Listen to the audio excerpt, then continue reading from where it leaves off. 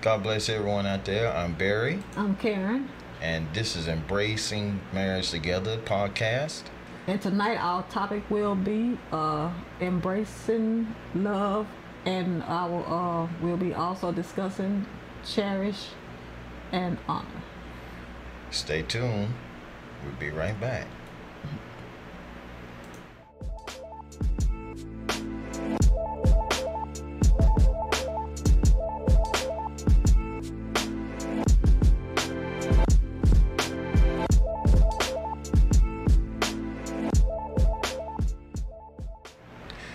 God bless everyone out there in Radio Land. This is Barry and Karen coming to you from Embrace Marriage Ministries and Embracing Marriage Together with Barry and Karen. We are officially doing this right now. We came on earlier. We was trying to start, but it didn't work out that well, so we had to retake. So we thank God for each and every one of you that are here, that are going to be listening to us. Mm-hmm. And we thank God for you just joining us. And so tonight don't say this on last night. Just kind of recap. Mm-hmm. No, we're gonna do it like this. Tonight we're gonna talk, as you have already known, we're gonna talk about honor and cherishing one another. Mm-hmm. We're gonna talk about our experiences and how we learned how to cherish and to love one another. Mm-hmm. And we're going to also get into different things as such pertaining to marriage and our marriage and what we had, experiences we had. Mm-hmm. So hello wife, how are you? Hey, how are you tonight, husband? I'm doing well tonight. We're getting it together. Well, I tell you, give me a moment, y'all. Want to get our audio ready because our audio is doing the most. I think we had it like that before. Okay. So, delete and start. All right, that's better. Now, like I said, welcome to our podcast tonight. We're going to be talking about loving and cherishing one another in marriage and relationships. I'm Barry. This is Karen, my wife. Well, we've been married for about 21 years this year, and we are celebrating marriage and daring to be different. Our shirts, as you can see, it looks like we're saying a sentence. Dare to be different, embrace marriage. That might be a motto from now. But actually, it's two different things. It's one for our podcast. We have two different podcasts that we do. One is called Dare to be Different. The other is called Embracing Marriage, the one you're on now. Mm-hmm. So the name of our ministry is EMM, as you can see in the middle, which is Embrace Marriage Ministries. That's our ministry, and we minister to married couples and to those who intend to be married and those who are engaged and dating and want to know how it is to be, what marriage entails and different things as such. We're a family ministry, we're a family-friendly ministry, so we value that. So we're trying to close all this off and get back on track. Now, again, we do thank you for joining us tonight. If you get a chance to join us tonight, we thank God for you joining us. If not, like I say, we're going to hit it and quit it and get out the way. So,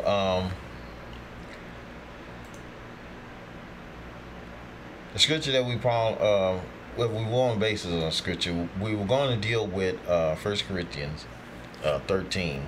Mm-hmm. And that's going to be something that we're going to do in our final things. We're just going to basically just talk to you tonight based on that. And if God gives us a scripture or two to mention, we'll mention it. But we pretty much got some words that we actually got together. And which is we're going to give you two definitions for both of these words of honor and cherish. And they're going to be... we're gonna, like I said, tell you based on our experiences and the things that we've dealt with, how we had to learn how to cherish and honor one another. So the first one we're going to define, we're going to deal with cherish first, because honor is going to take a little bit because of the fact that we know we're going to deal with it from a different aspect as far as relationships go. The word cherish in the dictionary is defined as to treat with affection and tenderness, to hold dear, to keep fondly in mind, to treasure, to show great tenderness for and treasure, to cling fondly to. So the most of the words, most of the definition deal with that. One of the synonyms they deal with for cherish, it says cherish suggests regarding or treating something as or someone as an object of affection or value, to cherish a friendship. So it suggests regarding or treating something or someone as an object of affection or value. So when you cherish something, it's valuable to you. That's it. You're affectionate toward it or toward them, and you treat them as dear, or as you treat them with care. To care for tenderly or nurture. So when you cherish something, you treat it as valuable, and you're not gonna treat it as anything else. Now, how we can relate to that? Well, let me go define the other word as well. Then we'll work from there. Because I don't want to get too far and then we don't never talk about the word honor. Honor is definition of honor means the high respect as that shown from special merit, recognition, or honor or esteem. That's what it means, basically, to down honor. It's great privilege, good name, or reputation, a mark or a token, a gesture of respect or distinction, such as military decoration. Let me see, I'm going to do the verb version of it, to honor.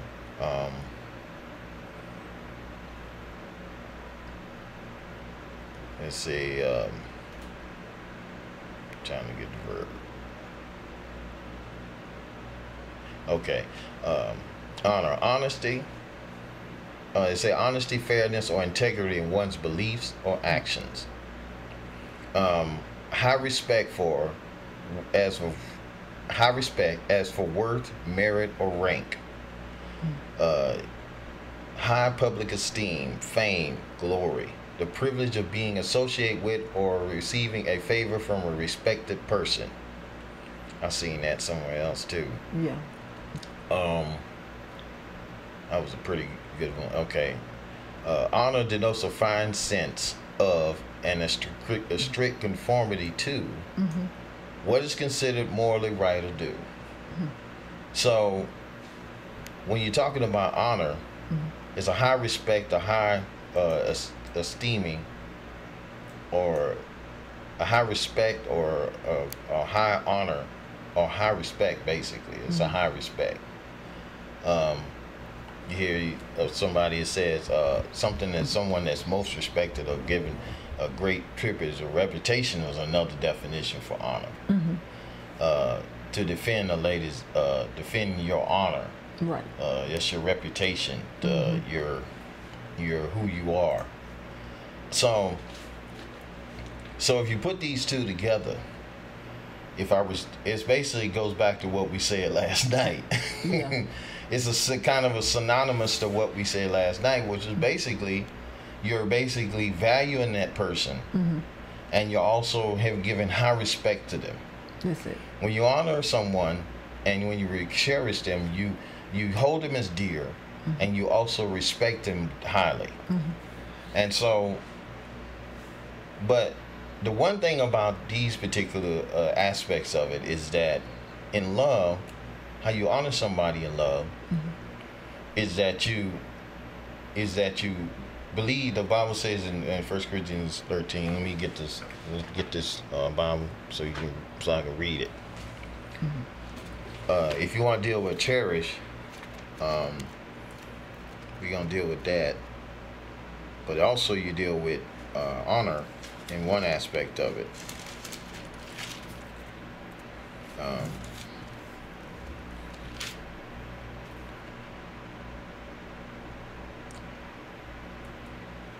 So one of the things it says is that to honor, if you well, also all of it is pretty much honor. But here's what it says here in starting the 4th verse. It says, love is patient and kind. Love does not envy or boast. It is not arrogant nor rude. Does not insist on its own way. Is not irritable or resentful. Does not rejoice at wrongdoing, but rejoices with the truth. Love bears all things, believes all things, hopes all things, endures all things. So, one of the translations I read, it said that love believes the best in everyone, hopes the best for everyone. And like we read last night, the idea of loving the way God wants us to love, and loving the right way, it requires us to have it requires God's anointing on us, or his presence in our life, his spirit in our life. Because really, honestly, the way that the Bible mentions us to love, you can't do that by yourself. No, you can't.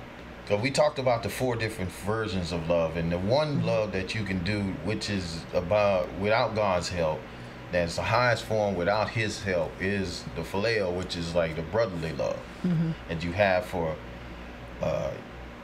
between each other as brotherly love. Like the word says, my wife quoted one time, so that brotherly love continues. It talks about in Hebrews 13:1. So the thing is that what you have to look at is that when you love and cherish someone, you value that person. That's it. And you highly respect him. You hold him as dear. So you have to look at it. What's more important than the person that you're with? Because what you hold dear and what you value will be what you have, what your focus is on the most. That's good. So the Bible says that where your treasure is, there your heart will be also. So whatever you hold value, your heart follows. Follows that. It follows that place where your treasure is, because your heart is attached to that. That's good. So you have to look at, what do you value more? Do you value possessions more than your spouse? Do you value job more than your spouse? Do you value someone else more than your spouse? What do you cherish? What you hold dear? Because if you hold it dear and your affections is toward it, then all your energy is going to be toward it. So that's one of the things that we had to learn. I had to learn how to cherish her, even though she seemed as though she wasn't cherishable. Right.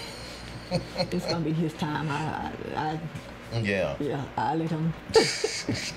I should have dishonored and disrespected him, so I'm gonna let him. Well, I had to. The only way I knew that I could bring her through what happened, we had some stuff happen between us. Like I say, if you want to know the whole details, well, not whole detail. We gave a testimony on it.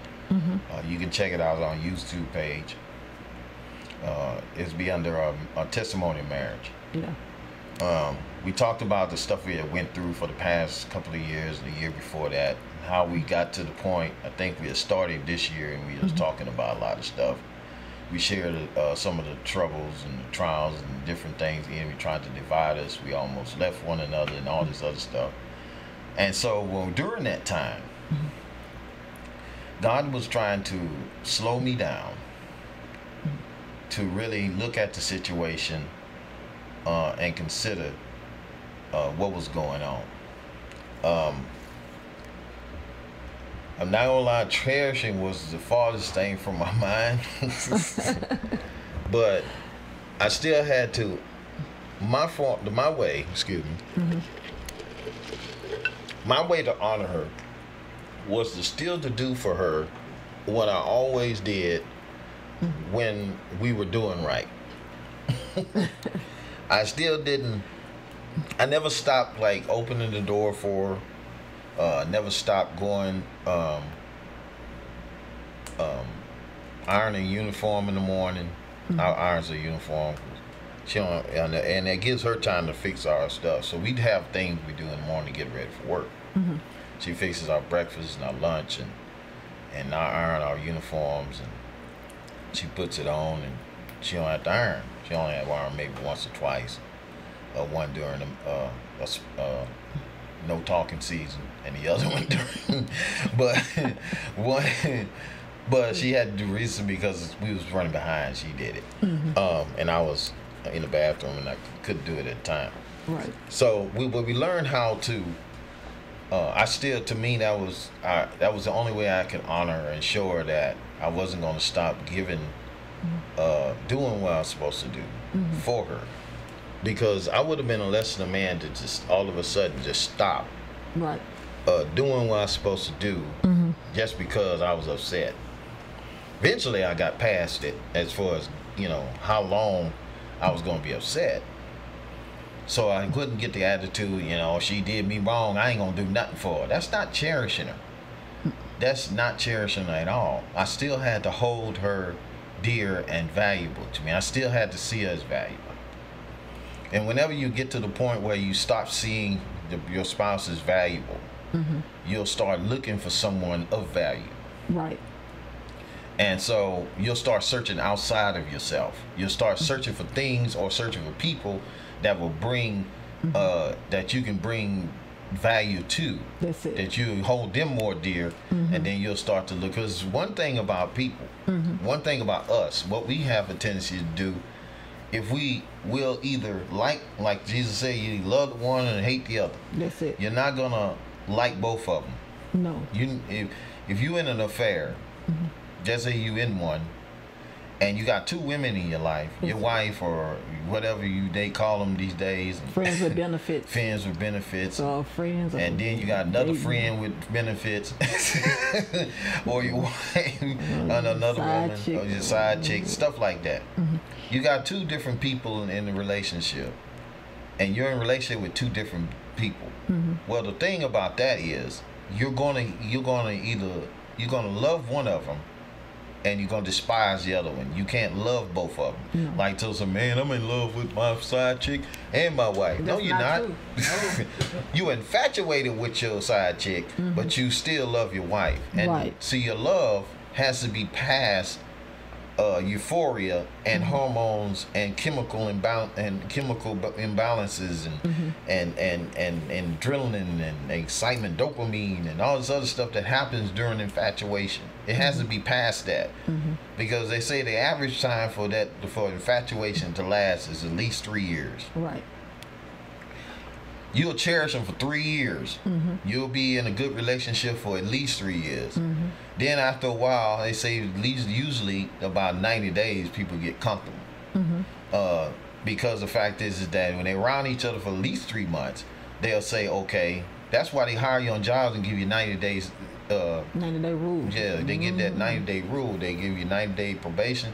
They let you just work there and let you work for 90 days. And they say, well, if you after 90 days, if you hang there and do what you're supposed to do, then they can remain. But if they don't do good in 90 days, we can let them go. That's the rule.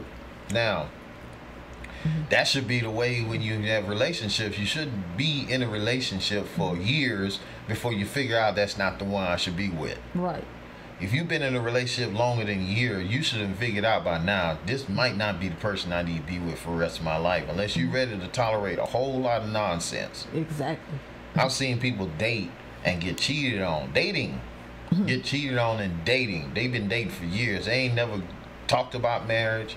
They start moving in together, start paying bills together, start having kids, and then next thing you know, the dude goes out there or the chick goes out there and cheat.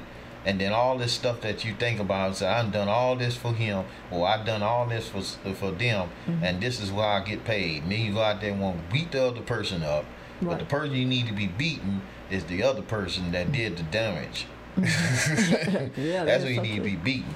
Yeah. Because the simple fact is, we always, when we deal with this kind of subject, you always deal with it from the wrong end. We always deal with it about we have to look at it from the place of the betrayed, not the place of the betrayer. Because we always condemn the betrayer, of course, because they're wrong. They made the mistake. They made the error. But we have to look at it from the place of the betrayed person. And when you stop, like I said, when you stop cherishing and valuing that person, you have a tendency to go out and look elsewhere for that kind of life and love. You don't cherish them. You don't look at them the same. You don't treat them the same. You just live your life in a dead state. And one of the things that we had to realize, I had to realize, is that the only way that I was going to be able to win her back is I had to still treat her as valuable. Even when she even if I didn't feel that, she treated me as valuable. Because now I had to still love and honor. I had to honor her. I still had to recognize her as my wife. I couldn't say I ain't got no wife. She ain't acting right. You know. And they asked me how she doing, and oh man, I don't know. We having a rough patch right now. I go tell some chick we have a rough patch, and they got their antennas up, ready. Yeah, or like I used to get before I gave my life to Christ. Then this person they married and they have a wife. Yeah. And then they trying to hit on you, they trying to holler at you. And I'm like, well, I thought you was married.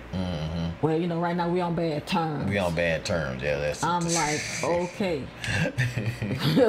I'm looking at you like you need to go work out your bad terms, and you need to get out of my face. Yeah, you need to go renegotiate your contract or something, cause them terms. Yeah, we on bad terms right now. Things ain't working out. So now you gonna stop cherishing her. Trying to. That's wrong. Yeah. You see, the thing is that, use phrases like that, so we on bad terms. Like you're in some kind of bad contract or something. Yeah. See, when we stop looking at marriage as a contract and start looking at it as a covenant, and the covenant comes with oaths and promises, it doesn't come with rules and loopholes. Right. And what contracts usually do is come with rules and loopholes. They tell you, well, this is rules, but in the case you don't want to, you can have a early early termination clause or whatever. Well, you decide you don't want to be in the contract no more. You can pay early termination fee and get out. That's kind of how we treat marriage now. Yeah, and it's a shame because because you're not getting along or whatever.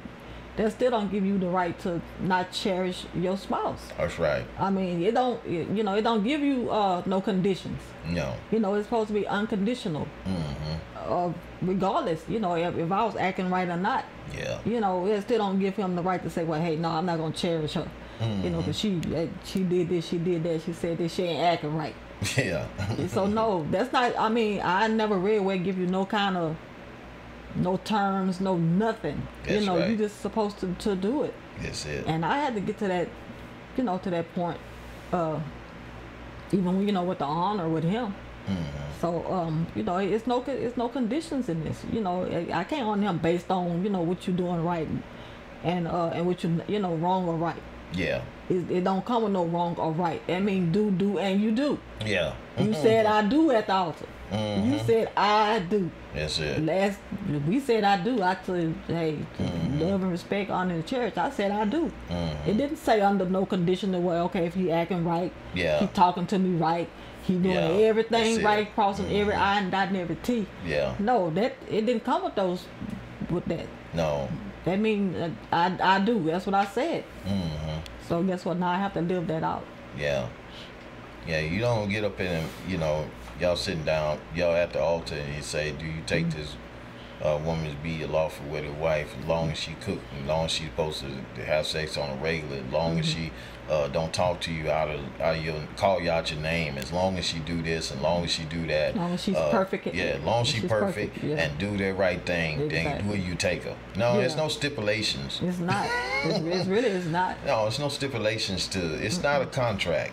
I mean, it is in itself a form of a contract, but it's more of a covenant. It is a binding oath contract. It is like back in the day, I don't know, a lot of people is probably gonna tell my age. When it was young, some people had this thing they call, you can't do this now because you get all kind of AIDS and hepatitis and everything doing this foolishness.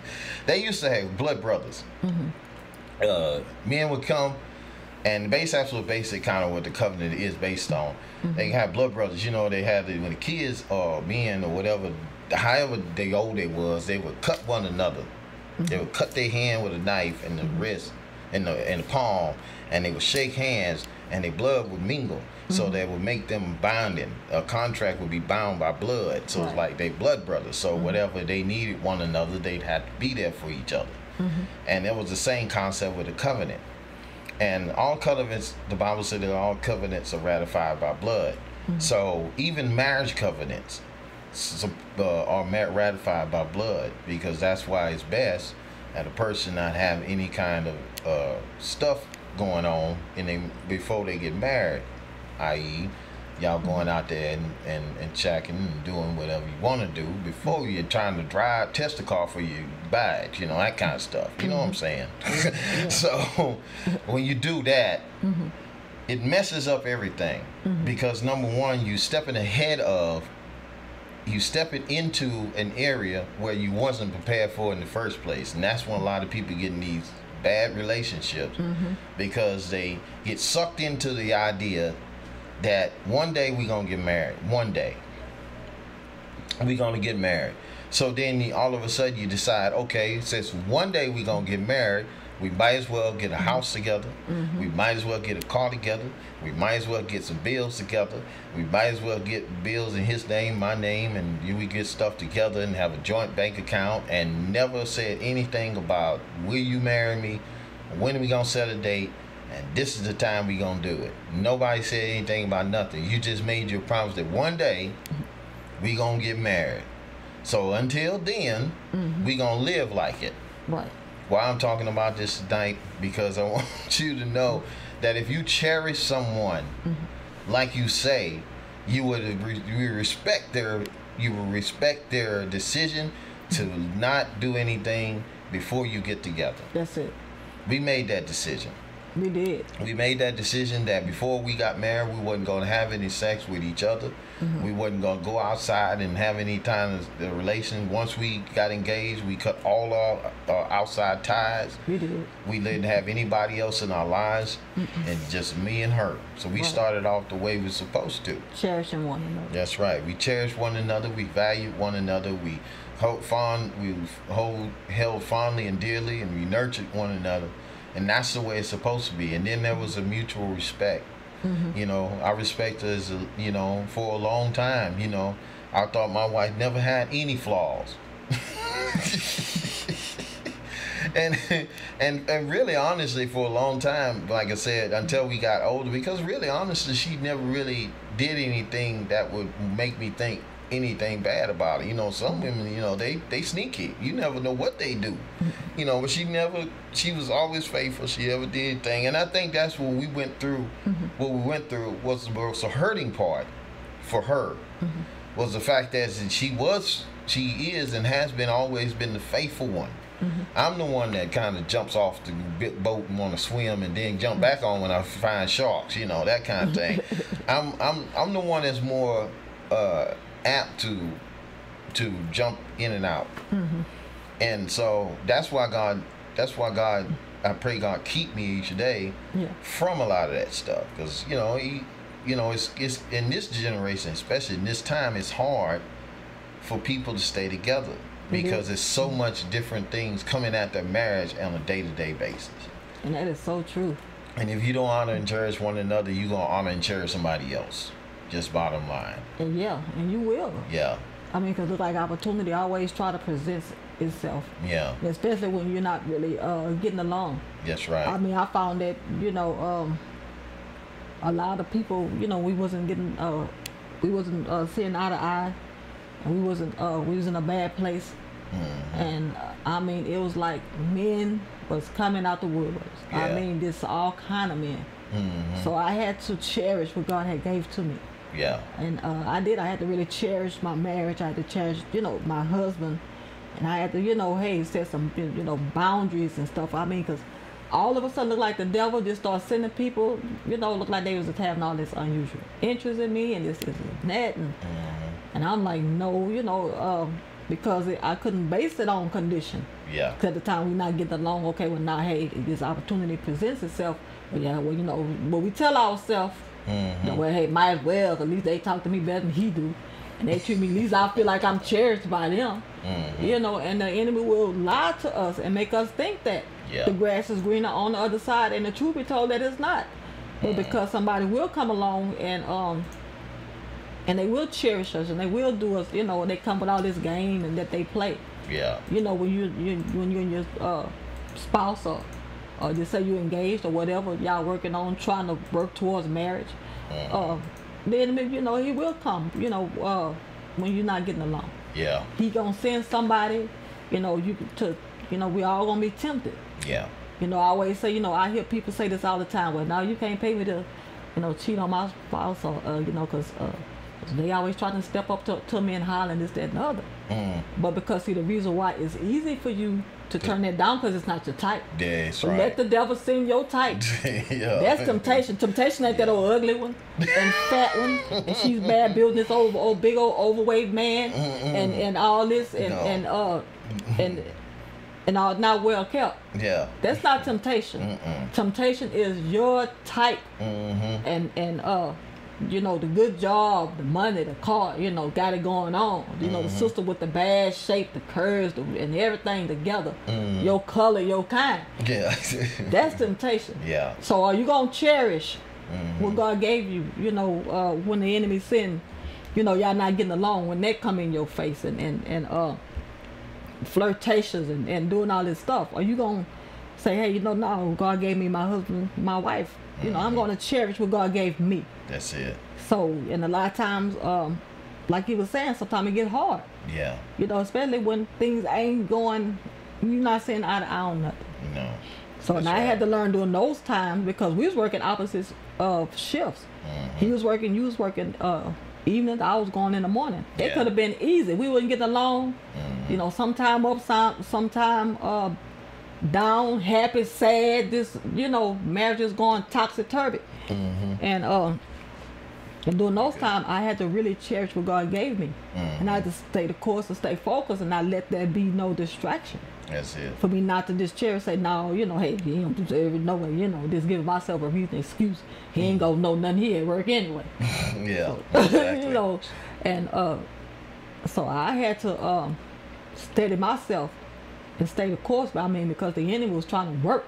Yeah. So I say, no, I'm going to cherish, you know, God gave me this man and I'm going to cherish him. I'm going to, you know, honor my vows. That's what I said, you know, hey, love and cherish. I'm going to, you know, I said I do. Yes, sir. So it don't give me no reason or excuse because we're not getting along not to honor him.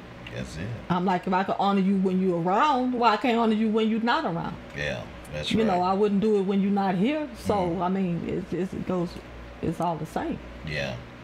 Yeah, that's that goes into another whole different subject too, which we gonna work in. But one of the things, like I said, I know you probably, if you haven't recognized it by now, you probably realize that we are doing certain aspects of the vows. This is based on love, how to make each other feel love. Yeah, and how to make each other feel love. But we're using that as a framework, other than, and also with 1 Corinthians 13, to try to show you basically how to function in relationships with one another. And not only just in marriage, but also in any relationship, and how you honor one another. One of the things about honor is honor is a thing that if you ever want to go farther in life. Giving honor to the right people. The Bible said, honor them, give honor to whom honor is due. It was talking about respect, high respect to those who deserve high respect. You got to give them the right, you got to give honor to receive honor. A lot of people want, a lot of people want honor, and therefore they want to be honored, but they won't honor other people. And so one of the things, when you don't respect other people, when you don't respect the right people, you won't get respected. You'll just walk around and thinking, well, they didn't. This goes back to what we were saying earlier. You got to respect the rank regardless of how you feel about the person. And that goes into marriage. You have to respect that person regardless of how you may be feeling about them at the moment. You have to respect the fact that they have an opinion, that they feel the way they feel, and then you have to look at the way that they feel the way they feel for a reason. So you have to look at it from that perspective, and always consider and value their opinion. You know, you gotta value what they say. But like I say, that's something that we can get in on tomorrow. We're gonna bring it down and cut it short tonight, because like I say, we don't have a whole lot of traffic. A lot of people are not here. And then we started late, so we usually catch a lot of people during the time. But if you have any questions, you have any prayer requests, you have anything that you want to share, you can go to our website, which is embracingmarriagetogether.wordpress.com /contact, and you can go there and leave us a prayer request, fill in the information, and it comes straight to us, and we get it there. Also, you can also go there to check out the different places where we are, the different platforms that we are. And also, you can, if you're looking at us on YouTube, like, share, subscribe. Looking at us on Mixer and Twitch, hit us with a follow. If you're looking at us on Periscope, also hit us with some hearts, so let us know what you're thinking on. And also Facebook Live, you can also follow us and comment there. So we're going to get out the way tonight. Like I say, we're going to do a little short one and get out the way. We kind of spend some time with each other. But she's off, and so we're going to go ahead and, talk, look at something. Before we go to sleep. And so, I'm going to give my wife, let her say her last words, and then we're going to get out the way. And on tonight, I would like to say to all of you, that maybe listen in later, embrace love, embrace God, embrace family, embrace one another, and dare to be different. God bless you. We'll see you on the next. Good night.